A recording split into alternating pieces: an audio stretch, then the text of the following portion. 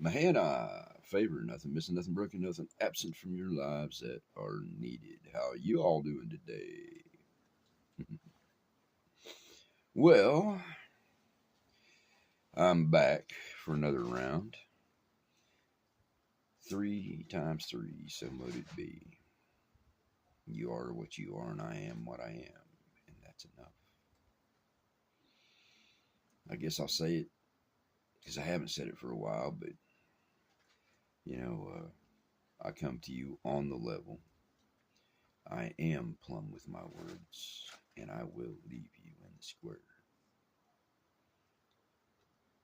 People don't like me borrowing that, but you know what? There are legitimate individuals within those organizations that aren't the criminals that everybody wants to make them out to be.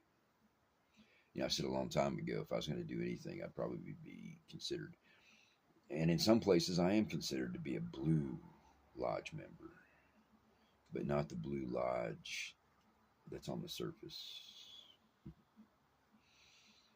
Years ago I talked about the Order of the Hidden Valley Mystics, which, by the way, if any of you are out there, still remain, might be a good time to get a hold of me. I've been to your libraries in India, San Francisco, a few places in Europe. Don't out yourselves, but just a call out if any of you are still out there wandering around. Might be a good time to regroup. Anyway, this whole podcast, well, parts of this podcast, are about the terms and services deletions on my YouTube page that have come up recently. A couple of them I know what it's about because I talked about Injectomania and the transceivers.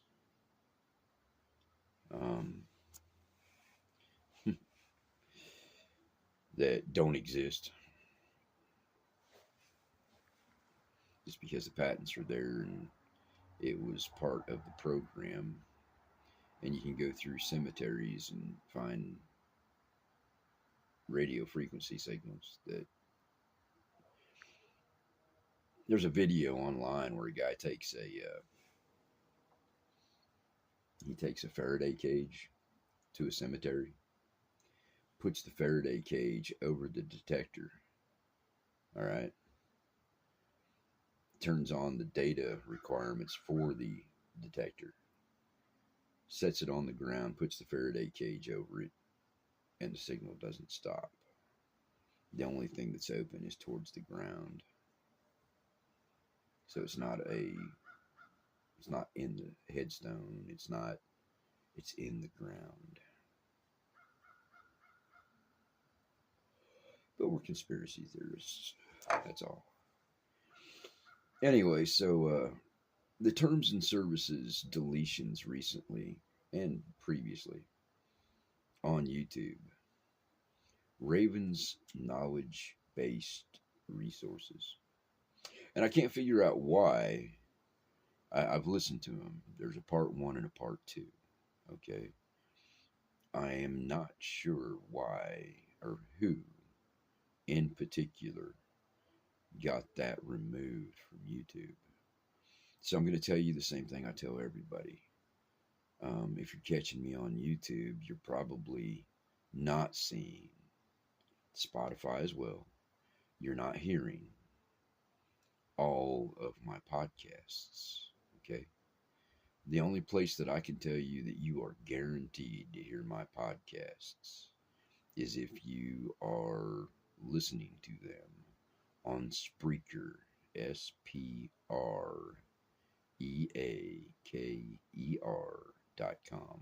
Raven Kiefer. My Laugh podcasts are there.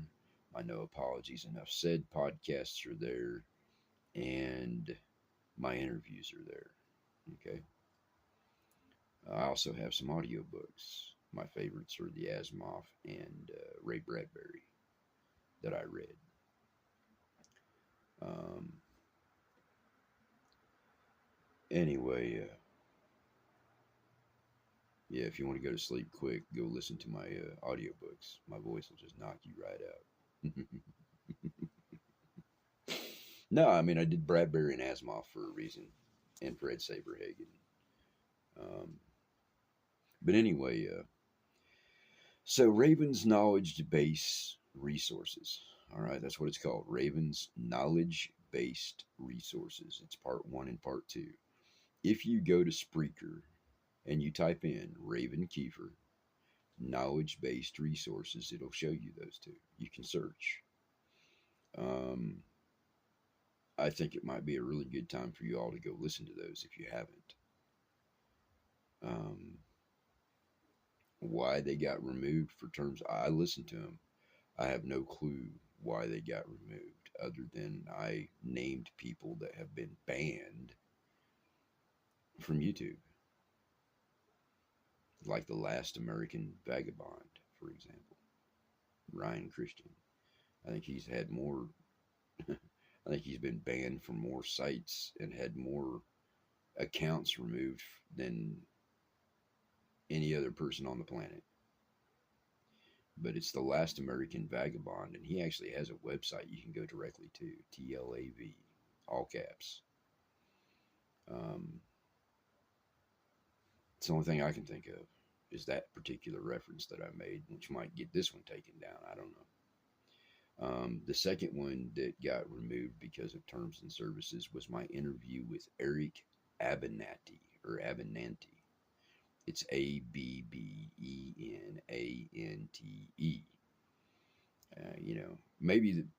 Maybe I ought to say this. I figure anything that is being removed from YouTube is being removed because they don't want it heard, not because it's inaccurate. I mean, accuracy has nothing to do with it. They'll let people be on YouTube and all these other platforms, and they can just throw absolute rotten junk out there, and they stay. Whereas people who have revealed things, done the research, presented the facts with documentation, or told you how to find it, have been continuously removed and are being removed right now from platforms. But his name is Eric Abernathy, Abbenante. Now, I have an interview with him, and that'll be in No Apologies Interviews on Spreaker. If you type in Raven Kiefer and Eric Abernathy, or Abernathy, you'll find the interview I did with him. I figure that it was removed because we pointed out election fraud all the way back to Abraham Lincoln. For those of you who haven't caught on to this, Abraham Lincoln won the state of New York when he wasn't even on the ballots.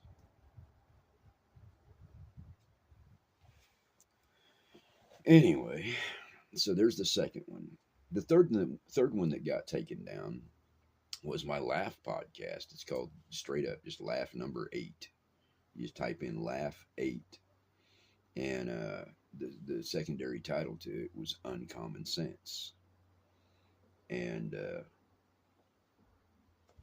I know why it got taken down is because I was making fun of people wearing 5 masks. I know why they took it down, and they won't put it back up. But if you want a good laugh, Laugh Number 8. I pointed out the ridiculousness of things. I call it the Uncommon Sense Laugh podcast, but it's on Spreaker or wherever you stream your podcasts. Just type in Raven Kiefer, Laugh Number 8, Laugh 8. And I call it the Uncommon Sense podcast. I was kind of frustrated. But I was trying to make fun of it, If you point out the ridiculousness of something, it takes the power away from it. That's what comedians were supposed to do until they became politically and socially correct and shut their mouths, which, I don't do. I won't shut my mouth. Um, the the other one that was taken down was the Triangle of Warring Factions. All right, the Triangle of Warring Factions is a two-part, just like Raven's knowledge-based resources is a two-parter. So you got Raven's knowledge-based resources, and then Raven's knowledge-based resources part two. You have the Triangle of Warring Factions, part one and part two. I'm not sure why they took that down. I mean, it's esoteric, and there's esoteric information in there. You know, exoteric and esoteric. Esoteric means that only a few people have access to it. Exoteric means that you can find it anywhere. It's like occulted. All occulted or occult means is hidden. So the Triangle of Warring Factions has occulted and esoteric information. I don't know what particular part of those two. I've listened to them this morning. I have no particular knowledge as to why those two were taken down. I will tell you one thing I said in those, and these go way back. These are old podcasts. I mentioned the fact that in previous resets, some of the entities that have been negatively affecting things managed to hide. They would put their flunkies out front, and their flunkies would get hung, their flunkies would get caught. But this time, all of them were going to be outed. Was that a prediction? No. It's knowledge. The police are here. And I'm not talking about the ones that wear badges. I'm talking about the ones that they tried to isolate. The ones that know and were born knowing, or were walk-ins later. They're here. Taking names, taking note. And your physical name don't mean a damn thing. You know how many times y'all heard me say, if you listen to my podcasts, this avatar that I'm walking around in is not me. It's the energy connected to it that's me. You know, when this avatar quits working, I don't die. That's the lie that they've been trying to sell people for a long time, and maybe that's what gets me in trouble. You know, what I'm walking around in right now is fun. I've said it a lot of times. I got an A ticket. I got a double A ticket. People who know me know what I'm talking about. I've got a double A ticket on this ride. It's been a ride. Unfortunately, I treated it like an amusement park ride a few too many years too there for a while. You know, I don't know what happens to us. You know, we kids start out and they have this curiosity. They have this understanding of things that don't make sense. They see things that we don't see. They interact with things that we don't see. They have imagination. But they also have an intuition that is beat out of you from the time you start school. Imagination and intuition. A knowing that you're born with. The minute you start school now, you know, it don't matter if it's Bible school when you're 3 years old. You know, Sunday school. They start beating your intuition and your knowledge and your imagination out of you as quick as they can. And they start indoctrinating and programming you as quick as they can. And that's the reason why they figured out that if they waited until kids were old enough to go to kindergarten, they couldn't get to them quick enough because they'd already be influenced by their parents and their grandparents. So they started preschools. You know, preschool, preconditioning, pre-indoctrination. It's not for the benefit of the kids, and it's not for the benefit of the parents to have to work. It's so that they can indoctrinate them and start killing their imagination and their intuition and the knowledge that they're born with faster. People don't like me saying that, but it's the truth. But anyway, the Triangle of Warring Factions, I actually pointed out that this time they're all getting outed, and not as a avatar, the thing that's occupying the avatar. So you might want to, I'm naming these because when these platforms remove something, it's not because it's inaccurate. It's because they don't want it out. And I made that podcast a long time ago, and I said, they're going to get outed. They'll get outed physically for the crimes that they've committed against the physical avatars of people. But by outing them in the physical, we're outing what they really are. People get all indignant because David Icke talks about reptilians, whatever. He was just trying to put it in terms that can be understood by people. A Christian will say that there are demons around influence people. The Muslims have it a little bit wrong when they talk about jinn,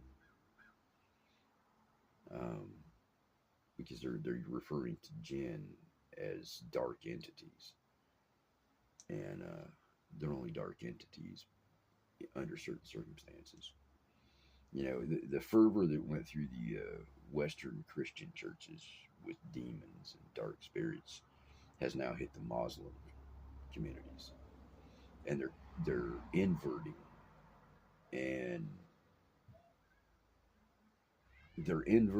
and they're commingling two completely different things without understanding what they are. First of all, there was never demons, all right? They're daemons. And if you go back to the original text, Solomon didn't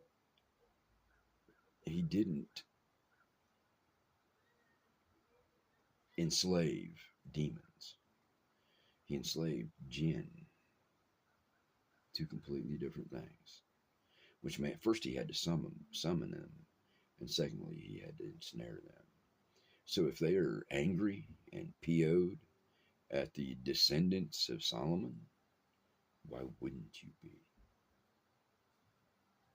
People don't think about these things rationally and logically and look at them for what they were. If I took your whole family and enslaved you and made you do my bidding against your will, against your nature, wouldn't you be angry?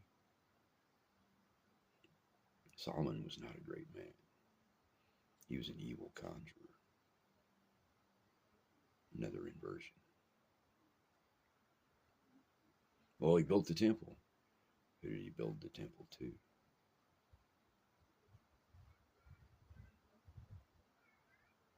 See the eyebrow?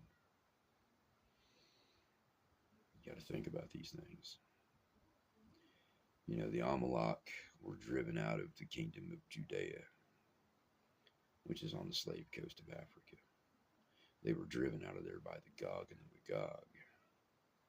The Gog being the people, and Magog being the capital city. You can find them on the maps on the slave coast of Africa at the entrance to what is now the Kalahari Desert, which it wasn't then. They actually turned that area into a desert in order to drive them out by blocking the water off. But the water flows the other way. But anyway, they were driven out by Gog and Magog because they were conjurers and they were evil people. They wore brightly colored outer garments and robes. That's how they stood out. You could identify their leaders and their future leaders by the brightly colored robes that they wore. Outer garments. The multicolored raincoat. They were driven all the way north. You have to remember, Africa at the time was called Ethiopia. The Ethiopians ran everything from basically Saudi Arabia down to the Horn of Africa, with the exception of the two coastlines. And they couldn't go in there because the Ethiopians knew who they were. And they battled and skirmished all the way up until they got to Egypt. And then they tried to take over Egypt, and that didn't work out very well for them. because the Ethiopians helped the Egyptians drive them out. When they got driven out, the first thing they did, as in their leadership role of the people that they tried to get to help them overthrow Egypt, the first thing they did was kill them all. Read the text. The invaders, the ones who appeared in Egypt and tried to take over Egypt, when they were driven out of Egypt, they killed all of the tribes of the brothers who were the sons of Israel. Read the text. The first thing they did after they had used the armies to conquer Canaan was kill all of the sons of Jacob.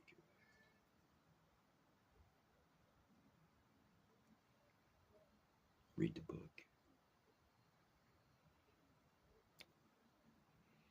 Phoenicia. The word phony comes from Phoenicia. It's like phonetics. Anyway, the other series that you probably would want to go back and listen to if you haven't is my occulted history series. I would start with the oldest one and come forward. You can search them on Spreaker. You can search them on whatever streaming platform you listen to, okay? I did a whole series, 2 of them actually, of occulted history. I'm just saying. Because of current circumstances, you might want to go and listen to the whole series that I did. I put my professorial hat on and my philosophical hat on with my esoteric and occulted knowledge. And I did a whole series called Absurdity Demoralization, or maybe it's the other way around. But if you put those keywords in, absurdity, demoralization, and the human condition. I'm thinking it's actually the other way around. Demoralization, absurdity, and the human condition. Excuse me. Long night, short morning. Didn't mean to yawn on you. And then the other one, it's one of them that I'm always telling people to check out, is the fallacies. If you know what the fallacies are, you won't fall for them. You know, appeal to authority is the one they really love to use. Oh, well, this is so-and-so, and he's our, spokesperson for what it would. They tell you that he's an authority, but they don't tell you who he works for. And I'm sorry, but appeal to authority doesn't work for me. Because, authorities lie. Appeal to emotion's the other one that they really love to. Oh, those babies in Kuwait being taken out of their incubators, and the Iraqis are destroying the incubators. That's the same lie they used in World War II. People just don't know history, so they bought it a second time, and they didn't bother to look and see that the girl, quote unquote, the young lady who was speaking to Congress about the incubators, happened to be one of the princesses from Kuwait. The minute I realized who she was, I'm like, oh. I tried to point it out. Oh, that's a conspiracy. No, she's a liar. She's not even telling you who she really is. When somebody gets up and they tell you, and they won't even tell you their real name, they pass themselves off as somebody else. Why would you believe anything else they say? Just saying. When they're having casting calls to figure out who they're going to put in the Senate and the Congress, like AOC, what's her name? Something Cortez. They had a casting call for her.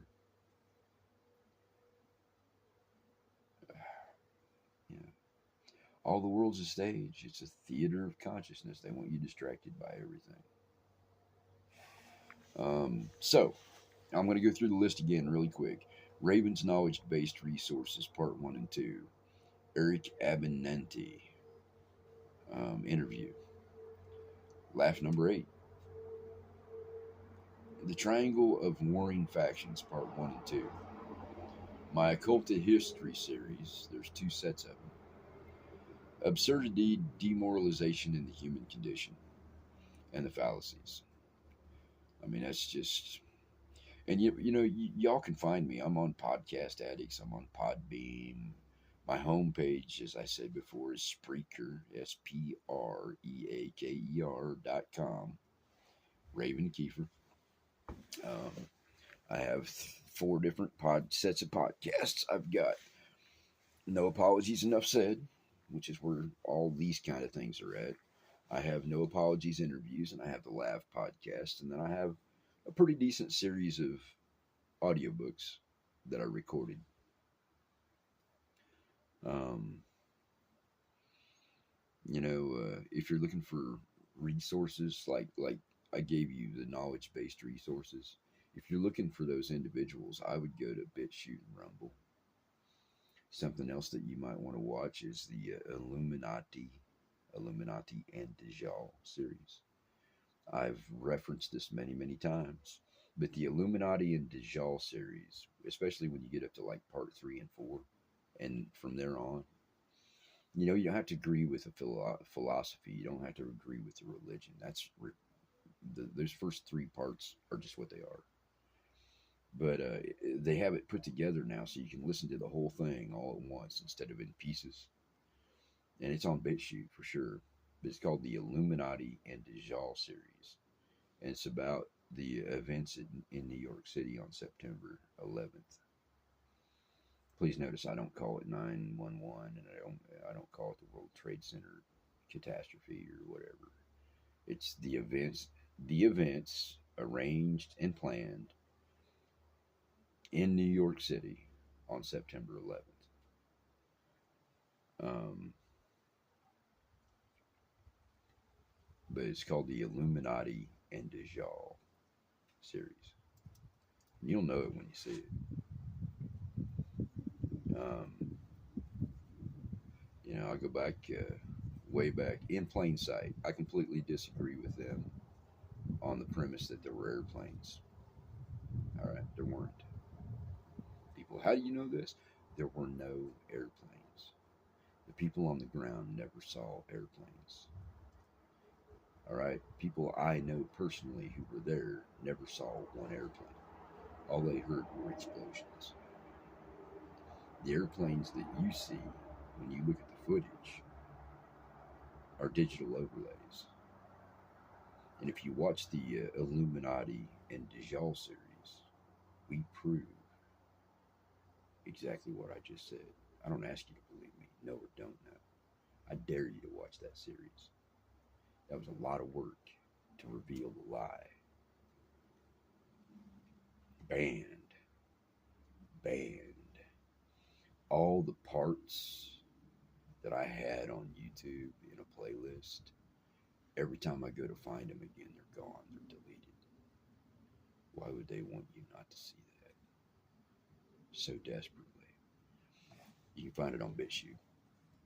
Just get on BitChute.com and type in Illuminati and the and sign Dajjal, Dajjal.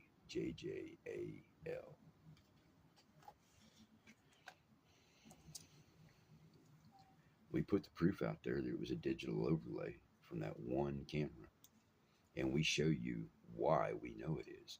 We also show you why the footage that miraculously turned up days later from different angles, is also fake.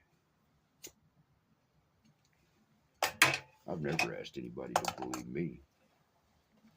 If I can't show you the truth myself, I'll find it for you from somebody else.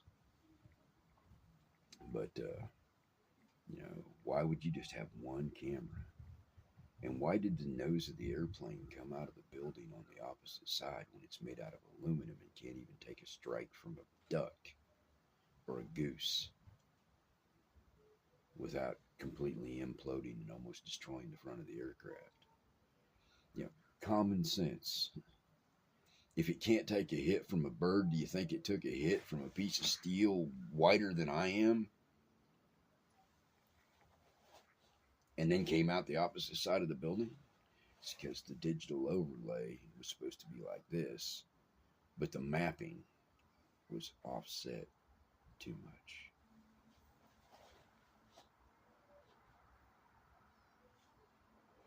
Just saying. Anyway, so where do we go next? People argue about words way too much. All right. You and I are sitting at a table having a cup of coffee. I say, look at that car. That's nice. And you say, oh, no, that's a BMW. And the guy behind us says, no, that's a red. That's red. The guy over here says, that's burgundy. Well, first of all, it's a shade of red and it's a car. What does the rest of it mean? Does it add to the conversation?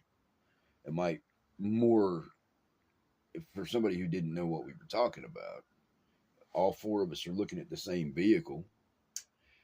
The only time that whether it was burgundy or red matters, or whether it was a BMW or a Honda matters, is if you're trying to explain it to somebody who can't see it.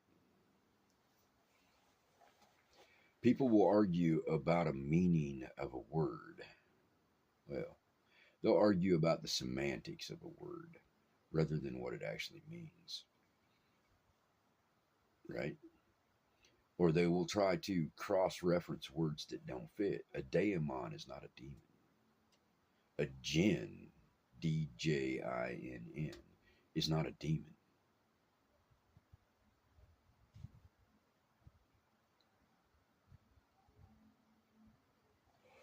It's more obfuscation.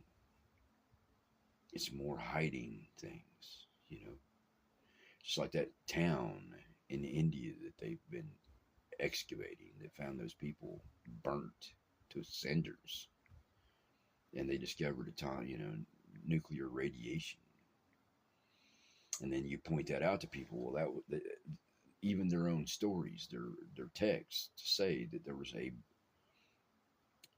arrow that came down from the sky and lit the place up brighter than 3 suns and evaporated everything.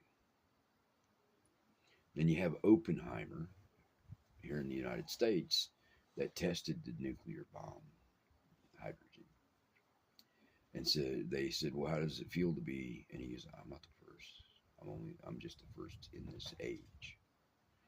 Very important way to pay attention to the way he actually said it.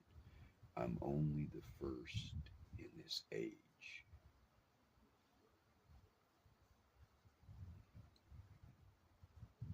If you've read the Rig Veda or the Upanishads, you know they're lying to you about history. Again, Culted History series. Let me go to my next page. Epstein papers. People are still sending me emails asking me questions. I suggest that you go back to the Brownstone affair. Might go back to Hoover's spy network. Go back to the mafia. A lot of people want to think that in this country the mafia were Italians, but that's not the ones who ran things. The ones who ran things were Zionists and bankers. They had to have a way to move money around, a lot of it.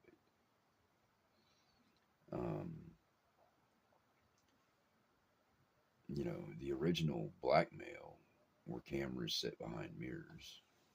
People caught on to that and the cameras got smaller. Recording devices got smaller. But it wasn't about spying on spies or intelligentsia. It wasn't about enemy states. It was about having dirt on people. Hoover did it. The Zionist mafia in the United States did it. Certain organizations in the United States did it other than Hoover and the mafia. It was always about getting dirt on people. I've said it about the confessional. The confessional has nothing to do with you feeling better about something you've done wrong.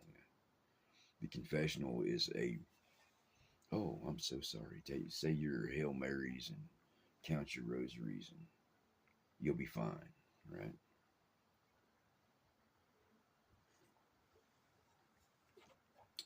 and then it gets written down in the book. You know, that's how it's always worked, all the way back. The confessionals were created so that they could get dirt on people and manipulate them. But anyway, you got the Brownstone affair. You got Hoover and the mafia using video and recordings on people. The Brownstone affair, and then you have Boys Town. If you don't know about the Boys Town thing, they were shipping boys between the ages of like 10 and 15 to Washington, D.C. to have sex with senators and congressmen when George Bush Sr. was in the White House. And some of them 10 and 11-year-old boys were given private tours after hours. There are plenty of statements about George Bush raping them. Allegedly. Allegedly. Just saying. But we've been talking about this stuff for I've been talking about some of this stuff since the late 1980s. I've been talking about some of this stuff for at least 25 years, like the hunting parties out in New Mexico and Arizona. If you're going to kill a human being and you're going to hunt them, drop them in the middle of the desert where nobody's going to find them.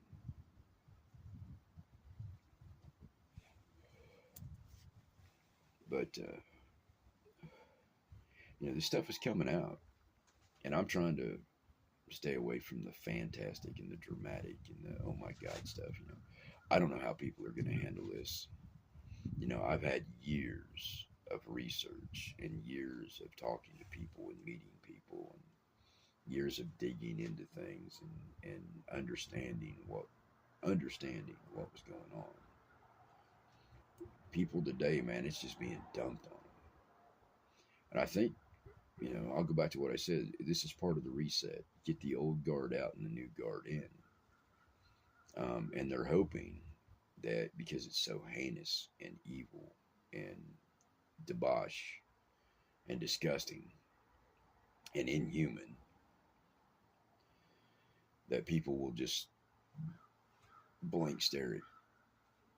They're trying to assign it to, you got the Democrats, the demon rats, saying, oh, look at Trump's mentioned, blah, blah, blah, blah. Yeah, it's true.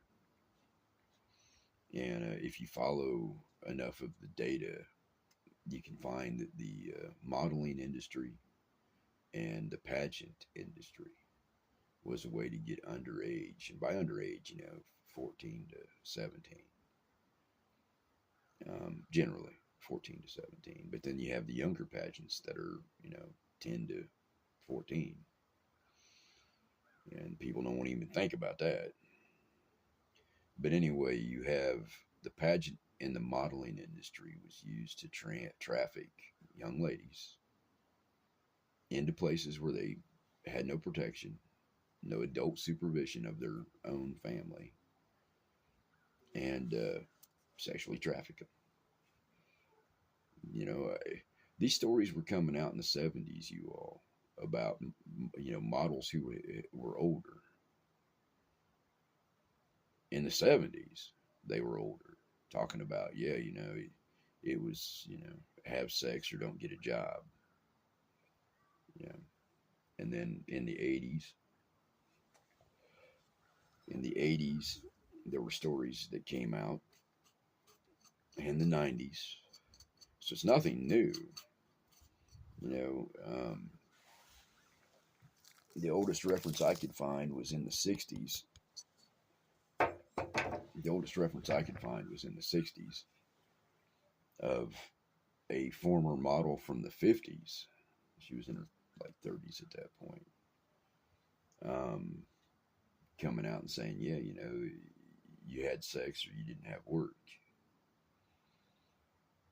And there's a lot of that. And then, you talk about Hollywood. Everybody acts like it's something brand new, but you can go back to the golden age of Hollywood and hear all them stories.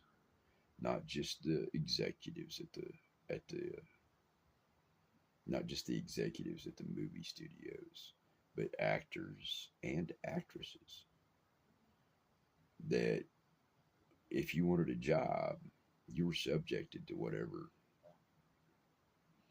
You know, there's always been this joke about the casting couches. All right, and they've moved that. They've really pushed that since the CEOs and the producers and the management at the different agencies, and from Disney to Nickelodeon. Um, Disney and Nickelodeon, I'm naming because you know what that means. But MGM, Time Warner Brothers. I mean, we know because of all the statements that have been made. But what they did is they pushed that into the porn industry in the '80s, right? Actually, in the '90s and early 2000s, they started making casting couch porn movies, so that you'd think it was just a porn industry. It's just a porn industry. See how my face is? It's the burn on my face makes it look so weird. It makes it look worse, than what it is in certain light. But you can see the burn on my face. It just drives me nuts because it makes it look like I'm got jowls when I really don't. It's just the shadow line from the burn. I got laugh lines. I'm happy with those. But anyway, so what they did is when it was coming out and people were talking about it, they started making movies, porn movies, sex movies, about the casting couches. And they wanted you to think it was just the porn industry, when in fact they were the porn industry owned by the same people. Was covering for the casting couch problems in Hollywood and in Disney and Nickelodeon and other children's networks. And it's you hear the same with there are problems with Olympics. There are problems with modeling. There's problems with it's just because of who's in charge. It's the people. It's the same groups of people that run all these things. I mean, the music industry is no different. Everybody's. What happened to Diddy? Did you see what I mean? And the statute, and the other thing too is the statute of limitations. You know, I think the statute of limitations should only apply immediately after it's been revealed. Some people are so frustrated because they're not pursuing this, but a lot of this stuff happened 30 years ago. And they're saying, oh, the statute of limitations is up. Well, that's a problem when the statute of limitations, in some cases, doesn't start until discovery, which most of you don't know. Statute of limitations starts at time of discovery for a lot of these crimes. Some of these crimes have no statute of limitations. But the other problem that we have, like Boys Town, Boys Town was pursued in a way that was disgusting. I mean, in order to get these boys to have sex, they drugged them. So you ended up with these drug dependent, all the problems with drugs. And then when the truth was coming out about George Bush and the senators and congressmen and other people in Washington having them trafficked from Boys Town to Washington, D.C. for sex, they started busting these guys for drug use. They started trying to cut them off, which cut off their drug supply, which made them criminals. It's dirty. I mean, some of them were killed. There's a lot of manipulations. It's like the three that got off. The three that killed the little boy. They did this huge thing, and they did this end around, and they let him out because the trial wasn't fair and blah blah blah blah, and they let him out of prison. And if you actually go back and you look at that whole thing, and there's several documentaries that have been made. There's no way that they didn't know, and I'm 90% sure that there's no way that they were involved. And then when you look at the people that they're now associated with, you know, but you have to understand psychological operations. You have to understand absurdity, its use for demoralization, and what these people do. It's nothing new. I mean, look at the debauchery and the sadism in Rome. That was one of the first steps in taking over Rome. First, you get the money lenders in there and the usury fees, and you get that money flowing through the senators, and then it goes from being a republic to a democracy, or a democratic republic, and now you own it. I mean, you just own it. And then the debauchery comes in, and the sadism comes in, and Rome was destroyed. And then they moved from there to other parts of Europe.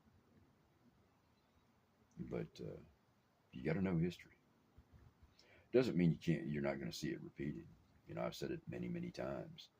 Those who do not know history are doomed to repeat it. And those who do know history are doomed to watch the ones who don't repeat it. I also did a series called The Real Great Resets. You might want to check that out. You know, the asylum systems, all the adults that won't cooperate. I mean, they put people in the asylums who were uncooperative, overly intelligent. It's weird, the terminology they used. Basically, anybody who wouldn't go along with the reset got stuck in the asylum until they died. And things were huge, man. Some of them asylums would hold 8,000, 9,000 people. Did they take care of them, or did they just let them rot and die like they did in Europe in the 1600s? They put them in the work homes and just let them die of disease and starvation. Gave them dirty water to drink. And I don't know what happened with the asylum systems here in the United States. They used them to put people that wouldn't cooperate with the reset in. And then you don't hear, although they've got massive cemeteries, and they did find one mass grave, and then you had all these children that had no parents that they shipped out on trains to work in the fields and factories. Just like in Europe in the 1600s, you had all the adults going to the work homes, right? You know, you can look at Oliver Twist, or you can listen to Ebenezer Scrooge talk about, we'll send him to the work homes, right? And then you ended up with the street urchins in Europe, all these kids, you know, that had no parents. Well, how did the kids survive if the parents didn't? So it was disease. Well, no, the parents were rounded up. Something to think about, right? But anyway, so I gave you the list and why I'm pretty sure that they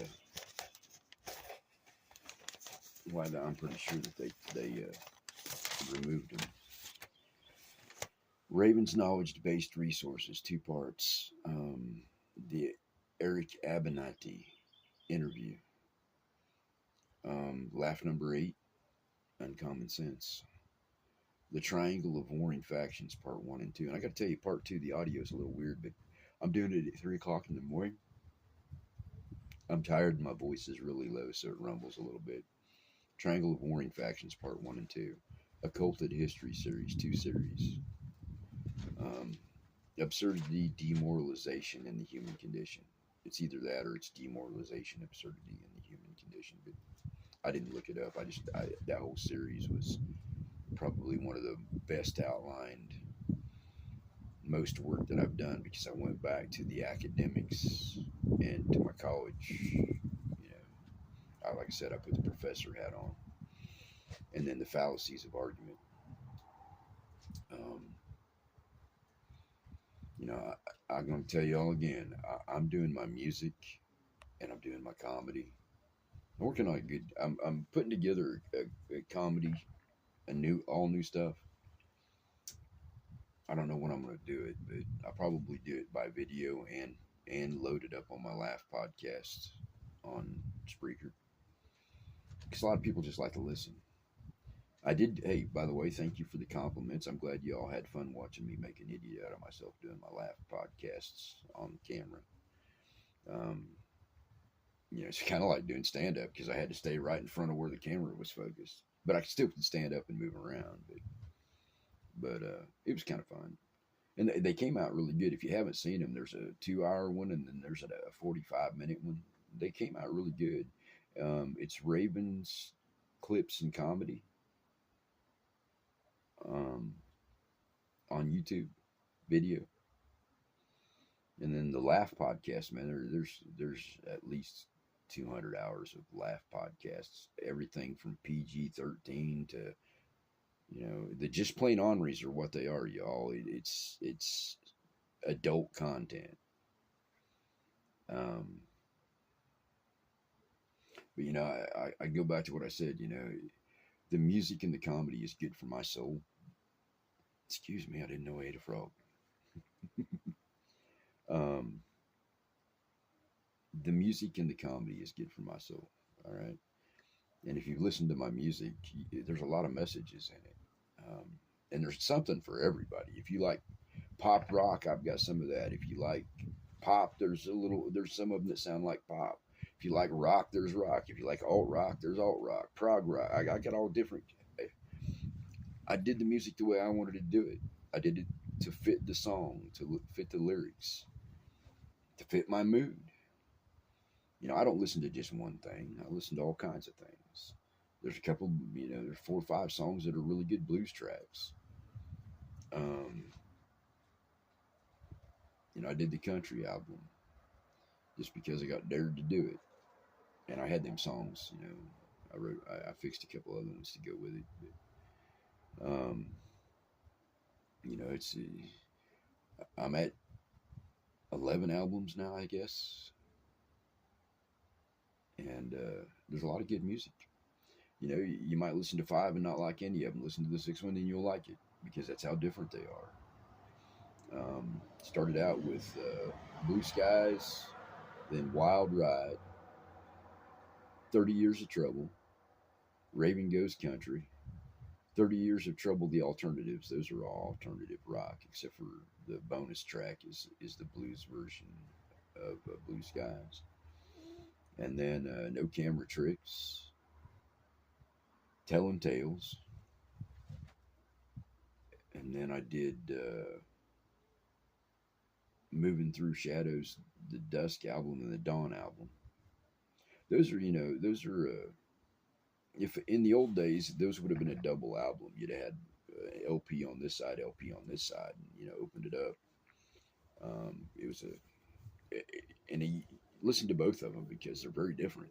They have very different emotional conveyance, very different connections. And even though they're the same lyrics, they're not the same songs. I've got live round 1, live round 2, and live round 3 from the shows that I did on YouTube. That's me standing there and singing. I'm using the backing tracks. In a couple of places, I use the backing track because you remember when I put the songs together, I was recording some of them in segments, and I didn't leave myself a space to breathe. So there's a couple of them where I'm letting the backing tracks come in before I start singing, just so I can suck some air. If I had a band with background singers, I'd let them do it, and then I'd come in. But have some fun with me. It's good for you. Music and laughing are good for you. Digging into all this stuff that I've been going through with the Epstein files is like, it's not a surprise to me because I've been at this for so long. I mean, 30 years, over 30 years at this point. And understand the shock that people are in on purpose. They're dropping all this stuff. And of course, You have the spinners. You know, you got the propaganda and rhetoric on this side, and the propaganda and rhetoric on this side, and then the propaganda and rhetoric in the middle, trying to confuse the issues and trying to blow it up and make it all about Trump, or blow it up and make it all about George Bush, or all about Bill Clinton. They're trying to deflect, and they're trying to muddy the waters. They're trying to create red herrings. Um, and they're putting stuff out there that's not true, not proven, in order to muddy the waters on the things that are true and are proven and have been proven in some cases 20 years, 30 years.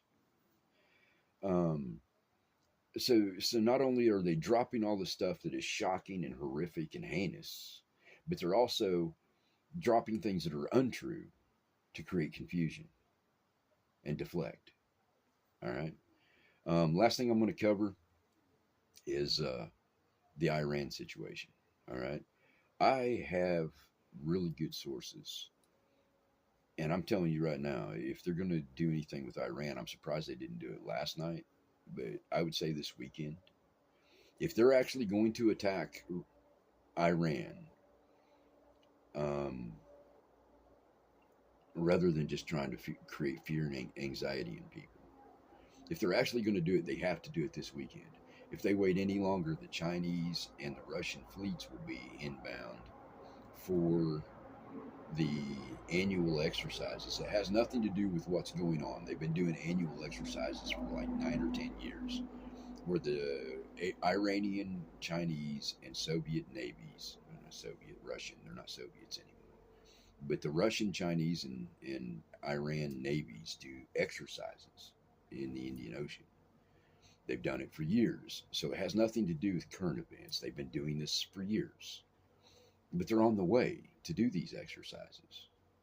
So if the little protectorate, the little British protectorate in Palestine and the United States don't take action against Iran this weekend, they're out of time, because the Chinese and the Russians will be there. And that creates a whole new hazard. Somebody says, well, they won't respond. Well, if you have Iranian ships in and amongst Chinese and Soviet ships doing an exercise, and you target that ship, or you target Iran, it creates a whole new mess. All right. So I would say this: if they're going to do anything, it'll be sometime today or tomorrow. They got to do it before the Russian and Chinese get there for the exercises.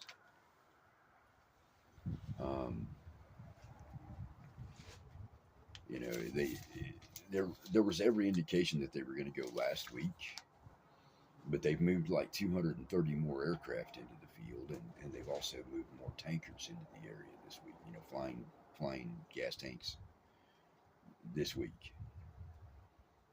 You don't build up that much arsenal. So they're going to wait until their other aircraft gets there. That's 10 days. By then, the Russians and the Chinese will already be there. So if they do wait, then they are intentionally starting something. I'm just going to go back. I'm working on my new album. I'm getting some of the lyrics sorted out. Live round 1, that live set that I did, is kind of coming out as an album today. Live round 2, that set as an album, will be coming out in March, and live round 3 as the set that I did, plus the encores, will be coming out. Live round 3 will be coming out in April. So you got one today, one in March, and one in April. And those are the live sets with all the mixed from the different albums. Live round 3, even though the videos aren't up with it, the encores that I did will be on the live round 3 album. It's Baby Girl's Grown, Our Sanctuary, Breakthrough, and I'm Still Awake Are You. Those are the other 4 songs that I did on the 3rd live performance as an encore. And I did those songs on the first 2 live shows, and somebody requested me to do Our Sanctuary again, so I did. And Baby Girl's Grown, I don't care how long I'm doing this, that song will be in every live show I do. And I'm Still Awake or You is just fine. Anyway, y'all, I'm at an hour. All those shows that I've done and listed here were taken off of YouTube for a reason. You know, I've listened to them, and the ones where I was talking about the injections. Okay. I'm still trying to figure out why they took the Triangle of Warring Factions Part 2 off of YouTube. Apparently, there's something in there they didn't want out at that time. So, you know, maybe you all go back and listen to those shows off of Spreaker or Podbeam or Podcast Addict or wherever, and you can tell me why they removed them. But anyway, so Mahe and Favour, nothing missing, nothing broken, nothing absent from your. Whoa, man, what was that? Did you ever have that happen to you? Wow. My grandpa used to say somebody walked over your grave. I don't have a grave, never will. Well, not this body doesn't anyway. Man, that was weird. Felt like something went through me. Gave me the chills. Maybe I'm saying things again I shouldn't be, huh? Mahe and Favour, nothing missing, nothing broken, nothing absent from your lives that are needed. And y'all take the time to enjoy my music and my comedy because it's good for you. It's good for my soul, and laughing is good medicine.